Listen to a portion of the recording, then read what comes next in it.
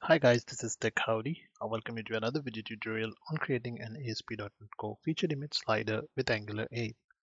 In the last video tutorial, we were coding our create new gallery method. We stopped at a point where we had to create a directory using the gallery path that was going to be used to create a directory inside this server. Now, after the gallery folder has been created, the next thing that we want to do is add the images inside this folder. Now, since the form is submitted and the images are stored inside this object called as form data as the collection, we need to loop through each image and then get the details of those image files like the file name, the file extension, whether it's a JPEG, PNG, GIF, and so on. So first thing that we want to do is run a for each loop on our form data.file object. Now, when we loop through each files inside the form data.files, we need to check if the file exists. So how do we check if we have received a file and there is a file object inside our form data.files collection? So we will add an if condition over here. And all this if condition is going to do is going to check if every time we loop that file object that we're looping on, its length is greater than 0. If the length of the file object that we are looping is greater than 0, that means the file object exists. So if the file object exists, we are going to extract certain properties from that file object. So these are the three properties that we are going to extract. First is the extension of the file. As mentioned, the file will have an extension like JPEG, PNG, JPG, GIF. So to get the extension, we will use the path.getExtension method and specify the file.file name as the parameter. And by doing this, we will have the extension of the file assigned to this variable called extension. The next thing that we want to do is make the file name unique by adding the date timestamp. Since we want to store these files in a folder inside the server, we want to make sure that the file names are unique. And to make the file names unique, we will name the files with the current date time. Next thing that we want to do is create a file path. A file path is the path where these image files will be stored on the server. So as we all know that the files will be stored inside the gallery, so we need to get the gallery path and then combine it with the file name.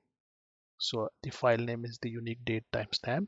So we'll combine the gallery path / the file name and plus the extension of the file. It can be JPEG, GIF, or any extension of the file that we have received. Now, once we have the path, the next thing that we want to do is we need to store the path of the image inside our database. So going back to our database, as we have stored the path of the gallery in the gallery table, we need to store the path of the image in the image table. So when we need to access the image, we can access it by the image path. And the table, if when we look at it, we have a column called as the image URL that will store the path of the image. So let's go ahead and create a property that will store the path of the image. Once again, we don't need to add the entire path, which includes the environment root path. As we all know that when the program runs, it's going to look for the files inside the root folder. So all we need to do is specify the path inside the root folder for the gallery image folder. And then we need to concatenate the file name plus the extension of the file. So that's how we are going to store these values in our database. Now, after we have an object created that will store the value of the image path, the next thing that we need to do is extract information about the image that is being uploaded and store it in certain variables. So let's do that. So here we will extract the image caption from the form data. We'll extract the description from the form data, and we'll extract the alternate text of the image from the form data. So each image will have an image caption, description, and alternate text. Therefore, we need to loop through each image. So every time we loop, we need to attach a counter. So the value of the counter for the first time when the loop will run will be 0. So assuming this is 0, 0, 0. So we will get the value of the first image caption or the first image. So now it must be clear that why we have used this object here called as counter. In order to loop through each value, we need this counter. Now the next thing that we want to do is we want to create an image model object and assign the values to its properties. So we have to store this image inside the database. So in order to store it inside the database table gallery image, we need to first create an object of type gallery image and then add it to our database. We have done the similar process over here where we have created an object of gallery and then added it to the gallery entity. Similarly, we will create an object of gallery image and add it to the gallery image entity. So let's do that by adding the gallery object. So we have created an gallery image object called as image and then assigned the values of id to its gallery id property, because as we know that we have the gallery id stored inside this object called as id, and we have assigned it to the value of image.gallery id. Similarly, we have assigned the image URL's value to the object db image path, and the caption, description, and alternate text comes from these variables here. Now, after we have created this gallery image object, the next thing that we want to do is add this gallery image object to our gallery image table in the database. So let's do that. So to add the images or the image object to our gallery image table, we will call the entity gallery images and then call the add async method and pass the image object of type gallery image to this add async method. Now the next thing that we want to do is after we have called the add sync method, we also want to make sure that all the images or the image that is uploaded by the client, we copy it to the gallery folder. So to copy the uploaded image to the gallery folder, we are going to use the following using statement. So here we will do the following code. So first we'll copy the uploaded images to the server's uploads folder, as we know that we are going to send the images to the uploads folder. Once we have copied it using the using statement, then we will close the stream. So the reason to use the using statement is because once we have completed copying, then we can dispose of the file stream. So we no longer need it. Then the loop, when it runs for the second time on the second file, then the using stream will again be open and then the file will be copied and then it will be disposed of. So in this way, we have control over our file stream. The next thing that we want to do is finally, when the second loop runs, we want to make sure that incrementer is increased by 1. So if it's 0, this should be 1 for the second loop.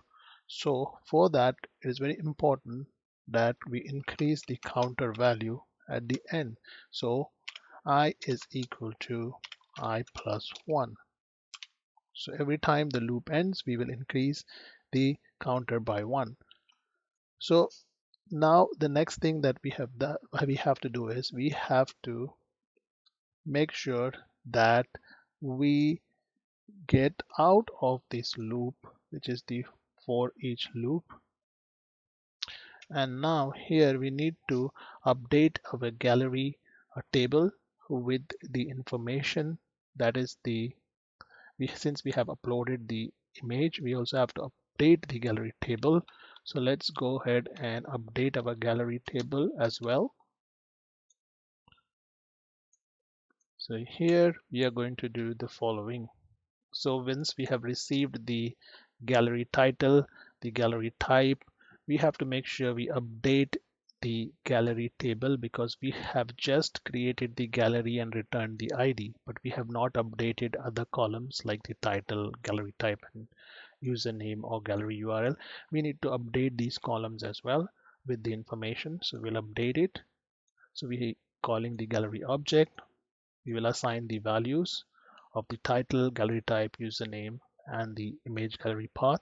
And then finally, we will call the update method on our galleries entity and pass this gallery object. And at the end, what we want to do is call the save async method. So the update is done on the table. After the update is done, we want to send a result to our client that the gallery was successfully added, and the gallery title itself will be sent to the client. What gallery was added. So we will send this result as a JSON result object to our client. So that should be it for our create gallery new gallery method. And since we have gone step by step over this method, so you should be fine to understand how it works. But don't worry if you don't understand the process, because when we will run this particular method or call this method when we click the submit button on our file uploader, then we will set a breakpoint here and we will go through each step once again, so it is more clear for you guys to understand how this method or how this code works. So if you have any other questions, use the comment section and I'll be happy to answer these questions. The code for this, the source code will be available in the DeveOps repo and the link will be in the video description. Once again, like and subscribe my channel Tech Howdy.